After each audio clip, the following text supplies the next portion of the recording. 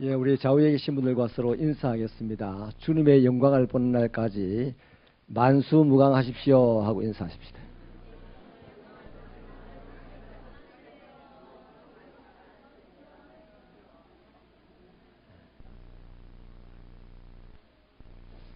한 고개만 넘으면 하나님의 영광이 가득한 걸 볼 텐데 그 고개 앞에서 거꾸러지지 않는 저와 여러분 되기를 축원합니다. 우리가 오늘 읽었던 이 말씀 속에서요,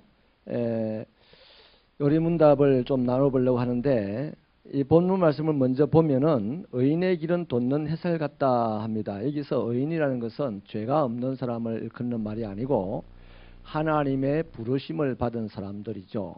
그래서 하나님의 부르심을 받은 사람들은 하나님이 예수 때문에 예수 보고 네가 옳다 이렇게 해주는 그 사람입니다. 네 죄 없다 이 말이 아닙니다. 죄가 아무리 있어도 예수 때문에 네 옳다 하고 이제 불러준 사람, 그걸 칭의라고 하죠. 칭의를 받은 사람들은 그 걸어가는 길이 햇살 같다. 햇살은 좀 부서지잖아요. 아침 햇살 같은 경우 참 부서지기도 하고, 또 실루엣이 막 생길 정도인데, 한낮의 태양은 그렇지 않습니다. 한낮의 태양은 이글거리죠. 모든 것을 태우기도 하고 모든 열매를 맺게도 하는 그런 대단한 힘이 있지 않습니까? 마치 하나님에게 부르심을 받은 사람들의 가는 걸음은 시작은 이렇게 실루엣처럼 어설퍼 보여도 나중에는 엄청난 힘을 발휘하는 자가 된다 이 말입니다. 할렐루야. 우리 참 예수님께 부름받은 거 잘했죠. 이제 악인은 거꾸로 그가 가는 길에 뭐가 걸려서 넘어지게 되는데, 이게 말이죠, 뭐가 자기를 걸어서 넘어지게 됐는지도 모른다는 거죠. 그러니까 내가 돈 때문에 걸려 넘어졌는지, 인간관계 때문에 걸려 넘어졌는지, 아니면 내 교만 때문에 넘어졌는지, 넘어졌음에도 불구하고 왜 넘어졌지? 이게 답이 안 나오니까 그냥 삿대질을 하고 남에게 책임을 묻고 하나님 없다 하고 이러는 것이죠. 그래서 저와 여러분은 악인의 길이 아니고 의인이 걸어가는 그 걸음을 걷고 있다 하는 것을 우리가 명심을 하면서 다시 복습을 합니다. 하나님에게 부름을 받은 사람들이 얻는 유익은, 혜택은, 첫째는 칭의를 받는다 그랬죠. 칭의를. 그 다음 두 번째는 양아들이 된다 그랬습니다. 그 다음 세 번째는 칭의를 받고 양아들이 되고 보니까 이제 마귀 자녀처럼 사는 것이 양심에 걸려 자꾸 넘어질지라도 하나님의 자녀처럼 살려고 애를 씁니다. 오늘도 애를 써보고 넘어지니까 막 울고, 내일도 애를 써보고 넘어지니까 가슴을 찢고, 이렇게 하다 보니까 또 하나님이 예수 때문에 나를 옳다 해주시고 예수 때문에 너는 내 아들이다 해주셔서 내가 거기 용기를 얻고서 한 걸음 더 벌떡 일어나게 되는 겁니다. 그게 뭐냐면 거룩한 삶이 되는 거죠. 거룩하게 되는 위기 있어요. 이것을 이제 성화라 그러는데, 자, 칭의를 받고 하나님의 양아들이 되고, 그 다음 점점 내 안에 성령이 내적으로 역사하셔서 거룩하게 되어가는 과정 중에도 우리는 또 넘어집니다. 옛날에 비하면 훨씬 더 멋있고 훌륭한 하나님의 자녀가 됐는데, 내가 내 자신을 들여다보면 지금도 영 형편없는 엉망진창의 하나님의 자녀인 것을 발견한단 말이죠. 그럼에도 불구하고 하나님께서는 또 우리에게 칭의와 양자삼음과 거룩하게 하는 그 외의 혜택들, 유익들을 주시는데, 오늘 그 세 가지를 보려고 합니다. 그래서 첫 번째 이 세 가지 외의 유익이 뭐냐면, 우리가 부름을 받은 자들이 하나님의 사랑을 확신하게 되는 혜택이 있어요. 여러분이 하나님을 믿으십니까? 여러분이 믿는 믿음이 만에 하나 여러분의 노력으로 믿는다면 그 지옥 갈 믿음입니다. 우리의 믿음이 하나님의 은혜로 주어진 믿음이라면 천국 가는 믿음이에요. 아멘. 에베소서 2장 8절에 너희가 그 은혜로 말미암아 믿음으로 구원을 얻는다 했으니까 하나님이 은혜로 우리에게 믿음을 주셔서 우리가 믿습니다 이렇게 하는 거예요. 물론 그 믿습니다 말은 검증을 해봐야 될 필요가 있지만, 아무튼 그분의 은혜를 받아서 드디어 우리가 그분을 믿게 되는 거죠. 그래서 그분의 사랑을 이제 부름을 입은 자들, 하나님에게 부르심을 받은 자들은 혜택을 받는데 그분이 나를 사랑하신다는 것을 확신을 하게 되는 겁니다. 그러면 이 시간에 여러분에게 가만히 질문을 해보세요.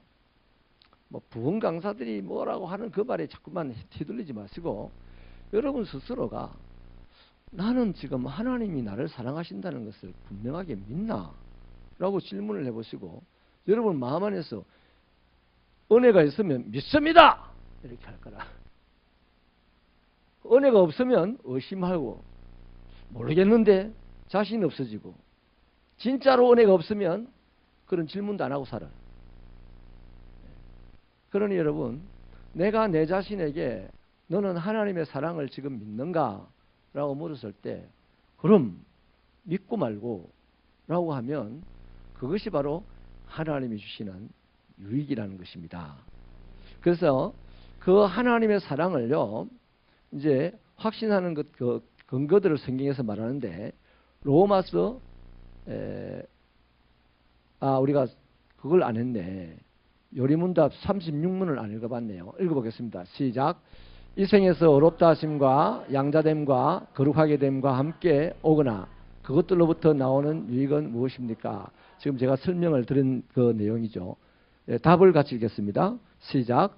이 생에서 어렵다 하심과 양자됨과 거룩하게 됨과 함께 오거나 그것들로부터 나오는 유익은 하나님의 사랑을 확신함과 양심의 평화와 성령 안에서의 기쁨과 오래 참음과 우리 삶의 끝까지 은혜 안에서 자라가는 것입니다.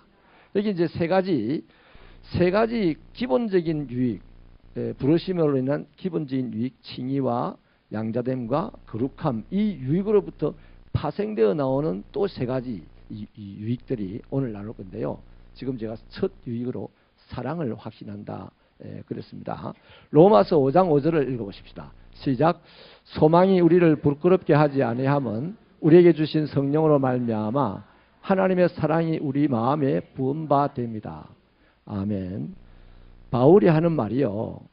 성령이 내 안에 역사하셔서 하나님의 사랑이 우리 마음에 확 부어지니까 소망이 생기더라.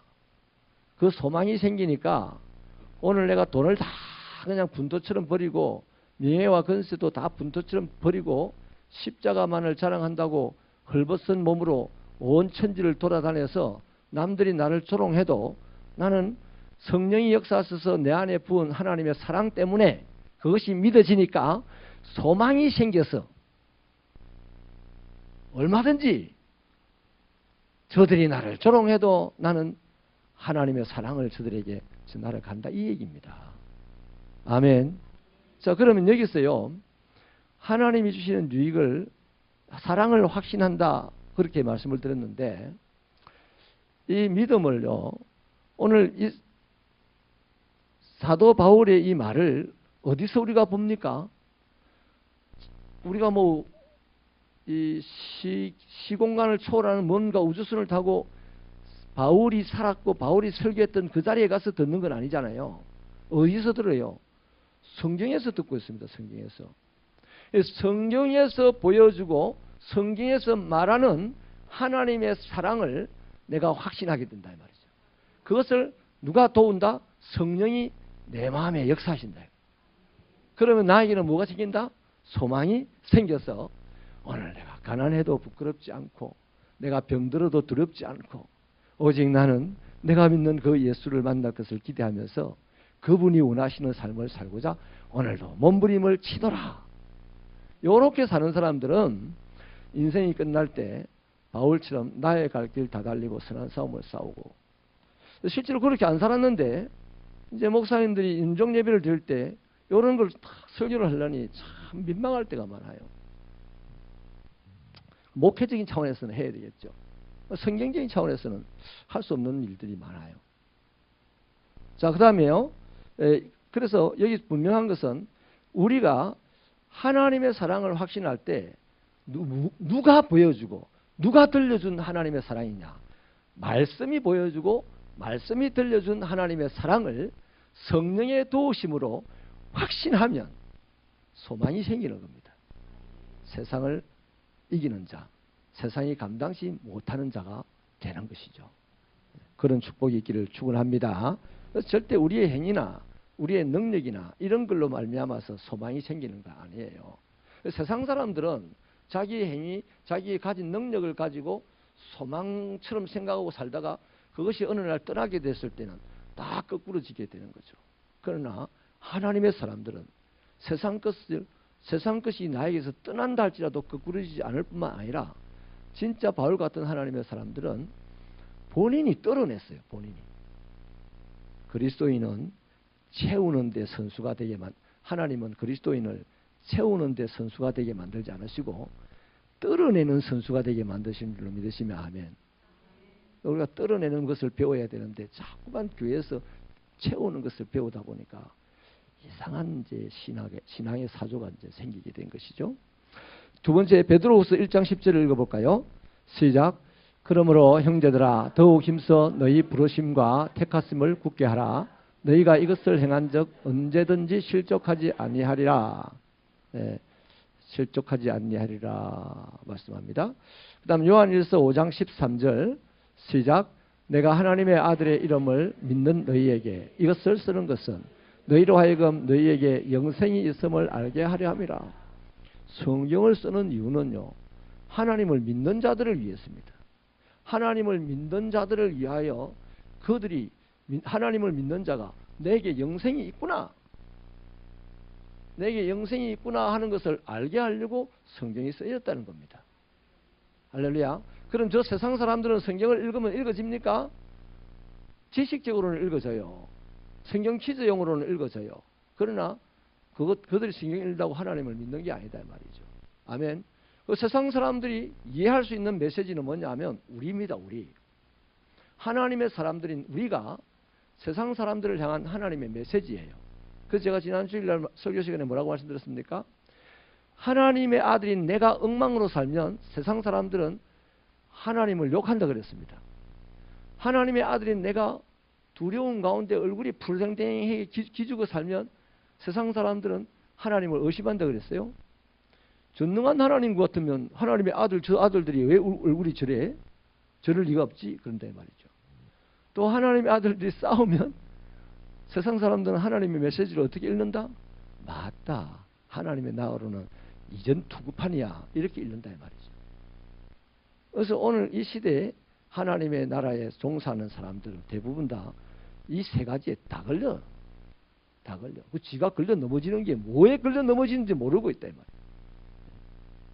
여러분 웃으며 사십시다. 웃으며 살아야 돼. 왜 웃어야 됩니까? 돈이 많아서? 배운 것이 많아서? 아니죠. 내 안에 예수가 있었어. 할렐루야. 그 사람은 세상이 못 이긴다 이 말이에요. 할렐루야. 싸우지 마십시다. 지한테 막 눈에 힘주고 쳐다보지 마십시다. 저도 눈에 힘주고 안 쳐다볼게요. 교회는 성도 간에 싸우는 곳이 아닙니다. 거기는 하나님이 없으면 싸웁니다. 인정하시면 아멘. 아멘. 싸울 모양이네. 때가 되면 이유가 있으면 싸워야죠. 저 사람이 나를 째려보는데 내가 바보처럼 싹 피하면 되겠습니까? 두 번 팍팍 째려줘야지. 이러면 하나님이 없는 사람이다 이 말이죠. 자, 그 다음에요. 히브리서 6장 11절로 12절 읽겠습니다. 시작.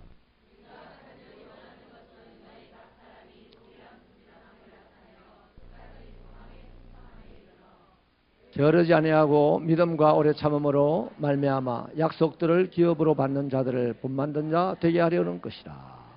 아멘. 여기 베드로후서 1장 10절, 요한일서 5장 13절, 금방 읽었던 히브리서 6장 11, 12절 말씀은요, 하나님의 사랑을 확신하는 자들의 반응입니다. 다시 말하면 하나님의 사랑을 확신하는 자들이 말씀을 보고 하는 반응이다 이 말이죠.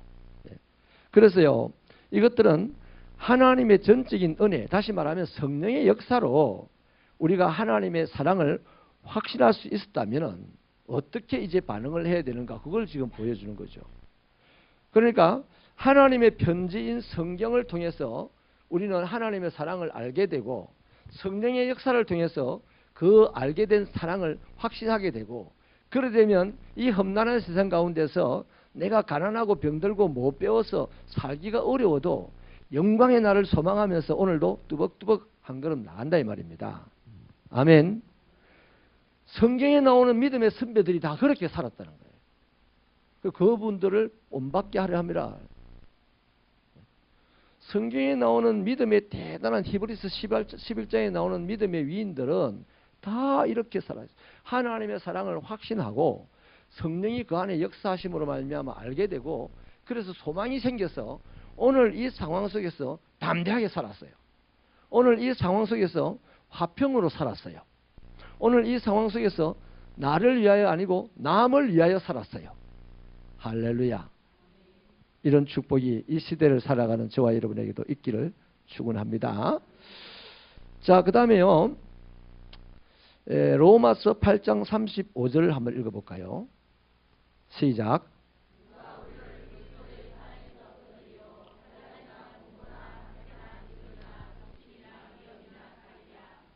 아멘. 38절부터 39절 읽어보겠습니다. 시작. 내가 확신하노니 사망이나 생명이나 천사들이나 권세자들이나 현재일이나 장래일이나 능력이나 높음이나 깊음이나 다른 어떤 피조물이라도 우리를 우리 주 예수 안에 있는 하나님의 사랑에서 끊을 수 없으리라. 이게 누구의 확신이죠? 1차적으로는 로마서를 처음 성령의 감동으로 쓰셨던 바울의 확신입니다. 성령은 그 바울의 확신을 오늘 이 성경을 읽는 우리들의 확신이 되라고 지금 요구하고 있는 거예요. 아멘. 그래서요, 우리의 가능성은 바로 여기에 있습니다. 하나님의 사랑에 대한 확신이 있을 때에 우리는 가능성이 있어요. 하나님의 사랑에 대한 확신이 있으면요, 내가 죽을 병에 걸려도 그게 안 무서워. 여러분, 다음 주일날 나누고 싶었는데 잠깐만 나누겠어요. 탈무드에 이런 말이 있어요. 한 다리가 잘렸거든 두 다리가 있음을, 한 다리가 안 잘린 것을 감사해라. 두 다리가 다 잘리지 않은 것을 감사하라. 두 다리가 잘렸거든 목이 붙어 있음을 감사해라. 목이 잘렸으면 그것으로 만족하리라. 여러분, 우습기도 하고 끔찍하기도 하죠. 우리가 목이 잘렸다는 말은 뭡니까? 하나님의 품에 안겼다는 이야기 아니에요. 이 세상에서 죽음을 당하면 그 다음 하나님에게 들어가는 거 아닙니까? 탈무드는 분명하게 얘기하는 거예요. 그것으로 만족하여라. 한 다리가 잘렸는데 두 다리가 안 잘린 것을 감사하니까 하나님이 나에게 네 다리를 주실 것이야. 이런 이상한 이제 샤머니즘적인 신앙으로 흘러가는 것이 내가 통탄할 노릇입니다. 통탄할 노릇이에요. 그런 탈무드의 정신, 하나님 백성으로서의 정신을 간직했던 그 유대인들은 미국의 7%밖에 안 되는데도 불구하고, 죄송합니다, 2%밖에 안 되는데도 불구하고 미국 리딩 멤버의 70%가 유대인들이다 이 말이에요. 정신의 문제입니다. 정신의 문제. 우리나라가 왜 세계 경제 15대 강국이라고 하면서도 저 100대도 못 들어온 나라에게 그냥 자존심 상하는 일을 당하고, 맨날 끌려다니고 눈치 보고 이래 되는 거 압니까? 정신의 문제입니다. 정신의 문제. 이 정신이 이 기독교인들에게서 하나님의 나라의 정신으로 채워지기를 축원합니다. 여러분, 우리가 부족합니다. 현실적으로요, 아무런 가치가 없어 보입니다.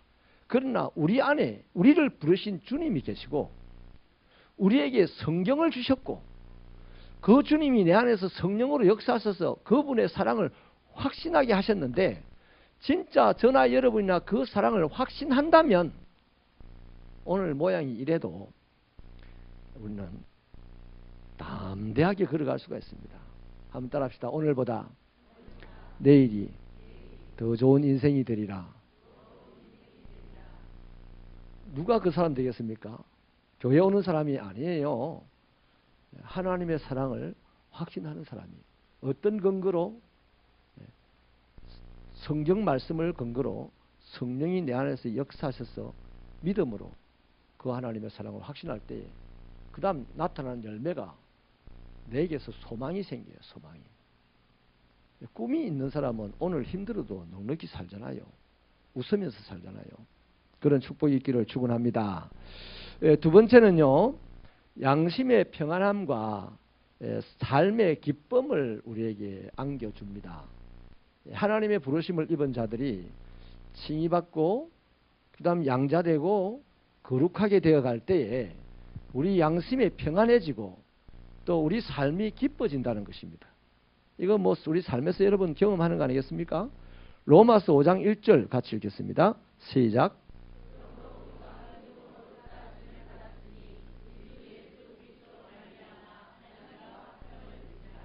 아멘.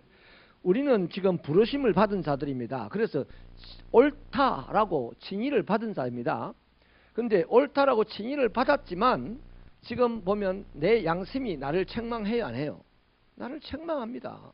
내가 하루에도 12번을 더 넘어지고 자빠지고 쓰러지고 뭐 헛구덩이에 둘러 빠지고 온갖 오물을 뒤집어 쓰는 그런 영적인 상태를 갖고 있잖아요.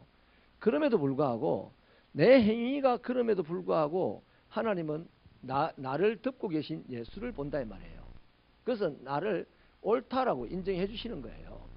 그러니까 그것을 하나님의 사랑을 확신하는 자는 똑같이 하나님의 이 부르심 앞에서 양심이 평안해집니다. 한 가지 물론 조건은 나중에 있어요. 또 내 삶이 연약하고 어려서 넘어지고 실패할 때도 많지만 소망 가운데 걸어가기 때문에 또 삶에 활력이 생겨요. 용기가 생겨요. 기쁨이 생긴다고요.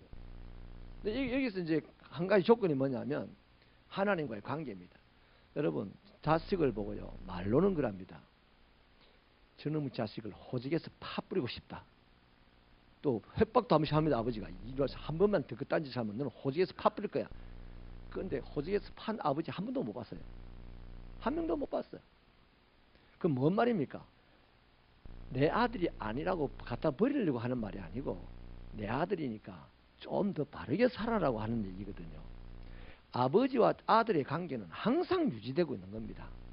아버지가 화를 낼지언정 아버지가 채찍을 휘두를지언정 아버지와 아들의 관계는 항상 성립되고 살아있어요. 그러니까 오늘 우리가 하나님에게 양자가 된 이상 우리가 엉망진창이어도 우리와 하나님과의 관계는 살아있습니다. 아멘.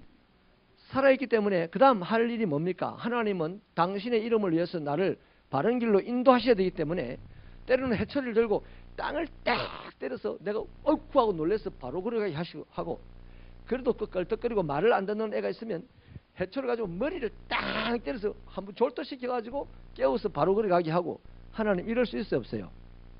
사랑이신 하나님이 어떻게 그럴 수 있습니까? 라는 질문을 할 수도 있습니다. 그런데 하나님은 주권을 가진 분이에요. 죽이기도 하시고 살리기도 하시고 높이기도 하시고 낮추기도 하시는 분이다 이 말이에요. 아멘. 우리 교회에서도 봉사생활 할 때 재직 부스장들도 이런 부스도 가고 저런 부스도 갑니다. 예? 그럴 때에 하나님의 주권을 인정하시면 그거에 대해서 별로 개념치 않을 거예요. 그죠? 전혀 개념치 않을 겁니다. 그런데 하나님의 주권을 인정 안 하면 뭐 목사님 기분 나는 대로 뭐 재직 부스를 바꿉니까? 뭐 이럴 수 있어요. 아니 교회에 어떤 목사가 지 마음대로 재직 부스장을 바꾸고 그럽니까? 당회라는 기구가 있어가지고 당회의 의결을 거쳐서 지위를 바꾸고 하는 거죠. 아멘. 누구 교회에서 나와봐라 해라. 누구 한 사람 혼자 다 설치는 사람 누구 나와봐라. 목사도 그렇게 못해. 장로님도 그렇게 못해. 교회는 공동체의 결의로 말미암아 되는 겁니다. 모든 결정이 그런 거다 이 말이에요. 그렇기 때문에 공동체가 결정한 일은 목사도 축복하면서 따라가고 성도도 아멘하면서 따라가고 그러면 교회는 단단하게 굴러가는데 그때 굴러갈 때 뭐 팍 땅을 일으키면서 굴러가니까 이게 농사가 된다 이 말이에요. 할렐루야. 그래서요 우리 하나님께서 우리를 보장해 주시는 겁니다. 예수 그리스도 때문에 한 번 아들이 되었단 말이죠. 그래서 예수 때문에 한 번 친아들 예수 때문에 한 번 우리가 양아들이 된 이상 이 양아들은 반드시 하나님이 관계를 깨뜨리지 않는다는 거예요. 보장해 주신다는 것입니다. 그래서 우리 양심이 평안해지고 그 다음 하나님께 관계 속에 또 들어가니까 하나님 앞에 들어가면 미안해요 안 미안해요? 우리가 잘못했을 때 미안하잖아요. 그래서 아버지 죄송합니다. 이렇게 해서 관계를 또 다시 원상복구. 원래 있던 관계지만 그 관계에 키스가 간 것을 스크래치 된 것을 메꿔 나가는 그 회개가 필요한 거죠. 요한복음 14장 27절을 읽어보겠습니다. 시작.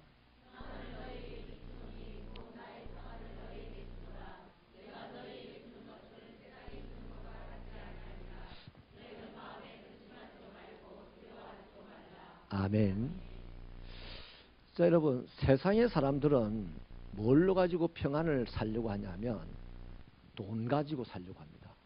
그 다음 뭐 권력 가지고 살려고 하죠. 또 많이 배운 지식을 가지고 평안을 살려고 합니다. 아무리 노력해도 안 사져요. 이건 믿음을 얻는 것과 똑같은 겁니다. 믿음, 평안, 행복 이런 건 다 하나님에게 있어요. 그 하나님에게 있는 것을 돈 가지고 산다, 내 인간의 지식 가지고 산다, 소용없는 일이에요. 그래서 울어도 못하고 힘쓰도 못하고 애쓰도 못하고 그런 찬송이 있지 않습니까? 그래서 하나님의 이 평안은, 세상이 주는 평안은 돈이나 권력이나 명예겠지만, 지식이겠지만, 하나님이 주시는 평안은 그런 것이 아니란 말이죠. 그러면 그 기간이, 효용 가치가 어느 정도의 기간을 가지고 있느냐? 세상은 명예 흘러가 버리면 끝납니다. 평안이 없어요. 돈이 떨어져 버리면 평안이 사라져요. 똑같이 사라져요. 그러니까 세상의 평안은 돈과 평안의 크기가 같아요. 중요도도 같습니다. 그런데요, 이 하나님의 평안은 세상에 있는 돈을 다 끌어모아 놔도 하나님의 평안보다도 무게가 덜 나간다 이 말이에요. 덜 중요하다 이 말이죠. 그래서 하나님의 평안은 돈이 사라지도 안 사라지는 거라. 하나님의 평안은 권력을 잃어버려도 안 사라지는 거예요.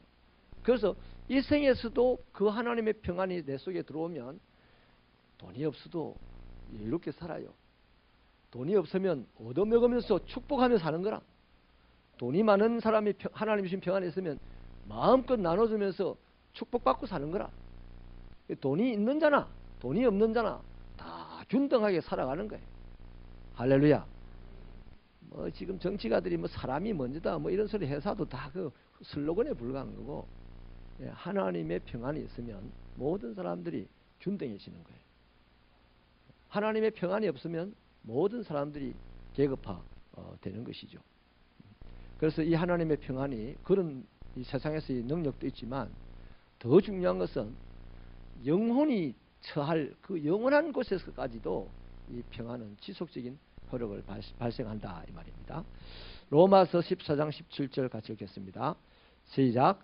하나님의 나라는 먹는 것과 마시는 것이 아니요 오직 성령 안에 있는 의와 평강과 희락이라. 자, 저 의가 아까 말했던 칭입니다. 평강, 지금 양심의 평강, 그 다음에 희락, 기쁨입니다. 그래서 하나님의 나라가 그런 거래요. 그러면 오늘 예수님께서 하나님의 나라가 너희 가운데 있다, 우리 사이에 있다라고 하신 그 말씀이 이제 이해가 됩니까? 우리가 칭의에 대해서 우리가 논할 수가 없어요. 하나님이 우리를 부르셨잖아요. 그러면 하나님 우리를 어렵다 말씀하셨다 이 말이에요. 그러면 이 평강과 희락은 하나님이 주시는 거지만 나와 너 사이에 발생되는 거다 이 말이에요. 아멘. 그래서 우리가 더불어 평화를 위해서 노력하면 하나님의 나라가 지금 왕성하게 만들어져 가고 있는 겁니다. 더불어 치고받고 싸우면 교회는 하나님의 나라가 쪼개져 나가는 셈이 되는 것이죠. 그래서 하나님의 나라는 먹고 마시고 하는 것이 아니라 성령 안에 있는 의와 평강과 희락이다. 이 하나님 나라를 많이 누리는 저와 여러분 되십시다. 자, 그래서요, 하나 더 읽을까요?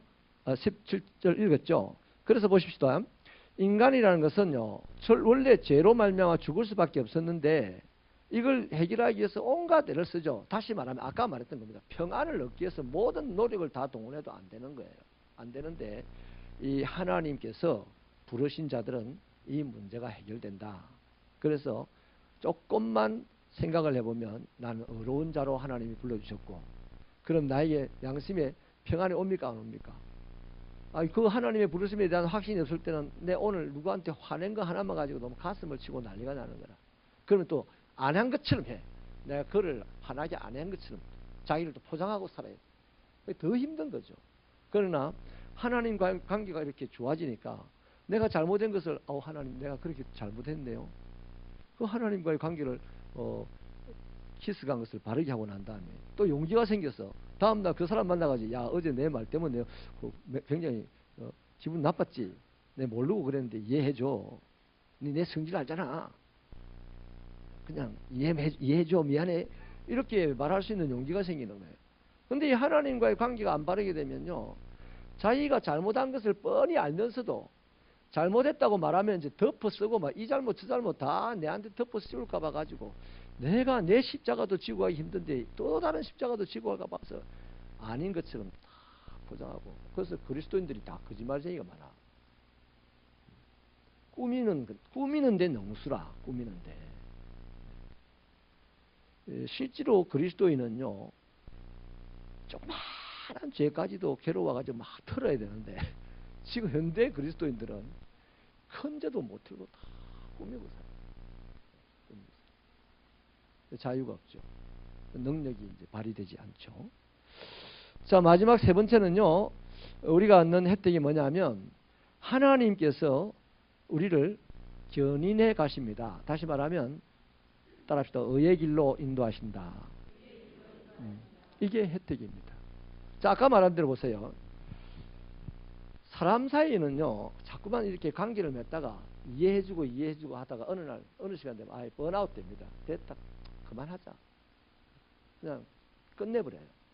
근데 하나님은 절대로 번아웃 되시는 분이 아니에요. 하나님은 반드시 우리를 변화시키는 분입니다. 그걸 이제 의의 길로 인도하신다는데, 잠언 4장 18절 한 번 더 읽어볼까요? 우리 읽어봅시다. 시작. 의인의 길은 돋는 햇살 같아서 크게 빛나 한낮의 광명에 이르거니와. 아멘. 저 햇살은요, 해 때문에 햇살이 있는 거 아닙니까? 아침에 해가 떴는데 아침의 해나 한낮의 해나 같은 해입니까? 다른 해입니까? 같은 해죠. 근데 그 해가 아침에는 해가 안 뜨거워. 근데 한낮에는 해가 뜨겁잖아요. 바로 마찬가지입니다. 우리도 오늘 못난이 같은 나도 하나님의 아들, 좀 더 잘 견인되어져 가지고 성화되어져 가지고 좀 더 거룩해진 나도 하나님의 아들. 이게 내가 하나님에게 부름을 받은 그 시간부터 지금까지 하나님의 아들이면은 변함이 있어요, 없어요? 변함이 없어요. 근데 우리는 우리 자신의 이제 시각으로 보고서 자꾸만 다른 느낌이 자꾸 들어서 괴로워지고 이런다 이 말이죠. 평안이 사라진다 이 말이죠. 근데 실제로는 변함이 없는 겁니다. 그래서 우리는 점점점 처음 보기는 햇살같이 뭔가 나무 하나만 탁 앞에 가로막아도 아무런 힘을 못 쓰는 그 햇살 같은 거지만 시간이 조금 지나니까 그 나무를 오히려 키우는 태양이 된다는 말이에요. 그래서 욥기서도 이런 말씀이 있죠. 네 시작은 미약하였으나 나중은 심히 창대할 것이다. 내가 너를 잘되고 잘되게 하리라. 번성하고 번성하게 하리라. 이게요, 자꾸만 세상의 어떤 물질 개념에서 이런 말을 우리가 워낙 수십 년 동안 들어가지고 이게 그냥 인이 배겼어. 이 잘되고 잘되리라 이 말은 뭔 말이냐면 네가 예수 닮고 예수 닮으리라 이 말입니다. 예수 닮고 예수 닮으리라. 네가 내 나라에 들어오기에 합당하고 합당하리라 이 말입니다. 처음에는 내가 비대해가지고 말이죠. 하나님은 천국 가는 문을 좁은 문에서 더 작게 만들어놨어요. 바늘기로. 근데 처음에는 그 바늘기로 들어갈 수가 없었어요. 내가 너무 비대해서. 근데 시간이 지나면 지날수록 하나님이 나를 견인하고 인도하셔가지고 사람이 나는 할 수 없어서 하나님은 하실 수 있어서 나를 깎아내고 다듬으시고 하셔서 나를 그 바늘기로 쏙 들어가는 사람으로 되게 하신다 말이에요. 할렐루야. 그걸 갖다가 견인이라 그러는 거예요. 자, 말씀을 또 한번 읽어보십시다. 예레미야서 32장 40절 읽겠습니다. 시작. 복을 주기 위하여 그들을 떠나지 아니하리라. 언약을 그들에게 세우고 나를 경외함을 그들의 마음에 두어 나를 떠나지 않게 하고. 자, 여기 보니까 하나님도 떠나지 않고 또 하나님이 나를 떠나지 않게 하시고 내가 화자가 아니고 하나님이 화자예요. 하나님이 하신다는 겁니다. 나는 습관적으로 하나님을 떠나고 싶을 때가 많아. 하나님 잠깐만요, 이틀만요, 뭐 이렇게 하면서. 근데 하나님은 끊임없이 떠나지 않을 뿐만 아니라 나를 당신에게 떠나지 않게 하신다는 겁니다. 함께 하신다는 거죠. 이게 함께 하신다는 거예요.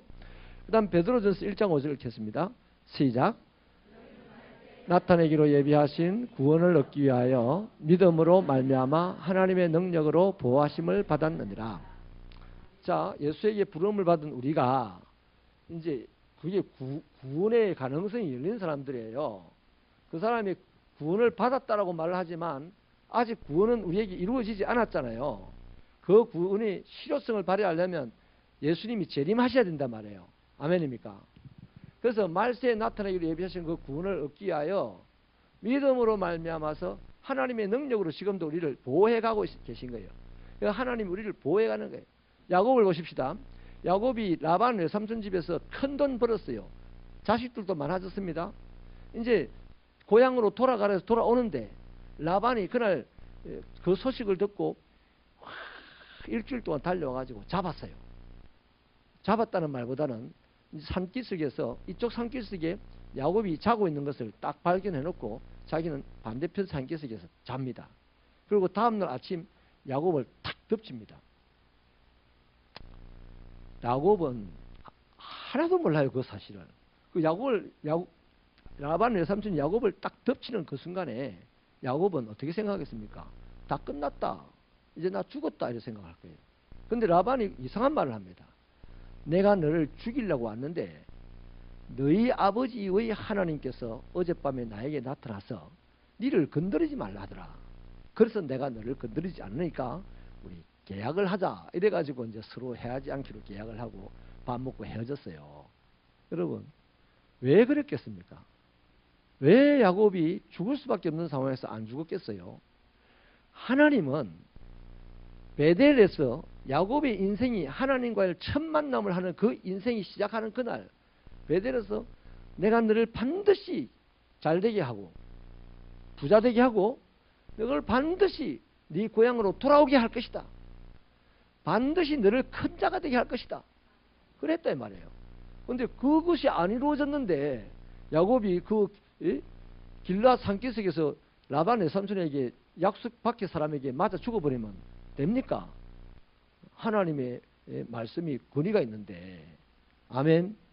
그래서 하나님은 당신의 이름을 위하여 우리를 구원의 자리에까지 인도해 가신다 이 말이에요. 기뻐하라, 감사하라, 성축하라, 이런 분들 되십시오. 아멘. 그래서 여러분, 이렇게 볼 때요, 하나님께서 우리를 돋는 햇살같이 정오의 태양같이 우리를 인도해 가시고 하나님이 우리를 함께 하시고 하나님이 우리를 보호해 가셔서 결국 어디로? 하나님이 통치하는 그곳으로 우리를 온전히 들어오게 하신단 말이에요. 아멘. 이것이 하나님의 견인의 유익입니다. 자, 그런데 여러분, 끝까지 이렇게 하나님께서 우리를 보호하시고 당신이 태양이 되셔서 우리를 그분의 태양을 받은 또 하나의 빛이 되게 하시고 우리가 그분의 보호를 받고 그분과 함께 가면 예수님이 말씀하신 대로 나는 세상의 빛이니 나를 따르는 자는 어둠에 다니지 아니하고 어둠에 다니지 않는데 걸려 넘어질 일이 있겠습니까? 없죠. 없어요.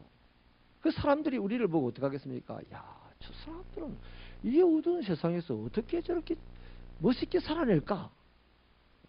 나는 나 자신을 위해서도 살기가 너무나 급급하고 어려운데 저 사람들 어떻게 다른 사람들까지 위하여서 살아낼까?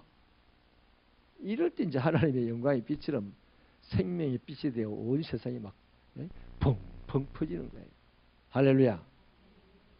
이제 마지막 말씀을 마치는 차원에서 요한 1서 2장 19절 읽겠습니다. 시작.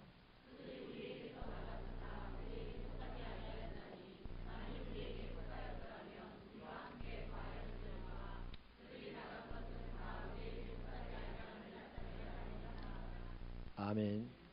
이제 이런 질문이 있을 거예요. 아니, 그러면 하나님이 우리를 부르셨다면 저 사람은 그렇게 예수를 잘 믿다가 장로님까지 되셨는데 어떻게 이단이 돼가지고 죽었을까?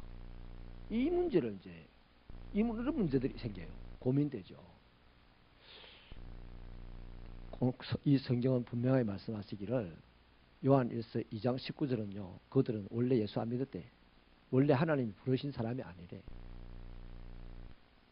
그래서 바울은 두렵고 떨림으로 나의 구원을 이루노라 이렇게 말한 거예요. 예를 들어 볼게요. 또 거꾸로 저 인간은 뭐 어찌 봐도 지옥 갈 인간인데 어떻게 얼마 전에 예수 믿고 천국 가냐? 이것도 참 의문입니다. 예를 들어 보십시다. 가룟 유다 보십시오. 가룟 유다 예수님의 제자였습니다. 합법적인 제자였어요. 근데 예수님이 뭐라고 합니까? 저는 태어나지 않았으면 좋을 뻔하였도다. 그게 답입니다. 원래부터 예수님의 제자로 들어온 사람이 아니다 이거죠. 그 다음 무화과나무 보십시다. 무화과나무. 죄 없이 무화과나무 예수님에게 하루아침에 그냥 저주받고 그 저녁에 쓰러져 버렸어요. 무화과나무. 이런 문제들. 다윗 보십시오. 어마무시한 죄를 많이 지었습니다. 그랬는데 다윗에게는 하나님이 나단 선지자를 보냈어. 그래서 책망하니까 다윗이 어떤 왕은 저놈 잡아라 하고 막 손가락 쳐다 문둥병 나가 죽었어요. 죽을 때까지 그냥 별궁에 갇혀 있다가 죽었어요. 근데 다윗은 나단 선지자가 나타나서 책망을 하니까 꼬꾸라져서 막 회개하고 자복했어요. 이겁니다. 이거. 내가 어떤 상황에 있더라도 이 세상에서 목숨이 떨어지지 않는 한 회개라는 것을 통하여서 하나님과의 관계가 손상된 부분을 치료할 수가 있습니다. 그런데 내 육신의 생명이 끝나는 순간까지 회개하지 않으면 그 사람은 원래 하나님이 안 부른 사람이라고 끝내버린 거예요. 그래서 우리가 주일날 예배를 드릴 때 하나님이 살아계심을 정말 믿고 예배를 드리는 사람은 그 예배 시간 순서 하나하나가 동일하게 중요합니다. 축도도 중요한 겁니다. 여러분 곡식을 담아가지고 자루를 안 묶어놓으면 그 담아놓은 곡식이 무슨 소용이 있어요. 그래서 예배의 부름에서부터 축도까지는 다 똑같이 중요해요. 금요일날 우리 찬양할 때 찬양하는 시간은 별로 안 중요하고 기도하고 설교하는 시간은 중요하다 이런 생각하는 분이 계십니까? 그거 참 크게 착각하는 겁니다. 교회는 모이기로 한 약속의 시간 그 시간부터 똑같이 중요한 거예요. 그래서 예배당에 모일 때는 그 중요한 시간 때문에 혹시라도 놓칠까 봐서 하나님이 먼저 와 계신데 내가 나중에 와가지고 턱 주저앉는 것이 너무나 죄송스러워서 10분 전에 예배 입장하기 운동도 하고 이러는 거예요. 뭐 성도들을 빨리 뭐 불러내가지고 뭐 일시키려고 그러는 게 아니다 말이죠. 아멘이십니까? 그래서 여러분 우리는 이렇게 하나님에게 부르심을 그분의 은혜로 하필 나 같은 사람이 부르심을 입었어요. 그랬더니 하나님이 그 순간부터 나를 옳다 하시고 나를 양아들이라고 만드시고 나를 거룩하게 살게 하시고 근데 또 거룩하게 살게 하시는데도 내가 거룩하게 안 사는 거야. 세상 욕심 때문에. 그러니까 나를 끝까지 견인하시고 나를 보호하시고 나를 사랑하시는 것을 확인시켜 주시고 믿게 하시고 이런 혜택들을 주시는 분이에요. 이 혜택을 주시는 분께 감사함이 충만한 삶이 되기를 축원합니다.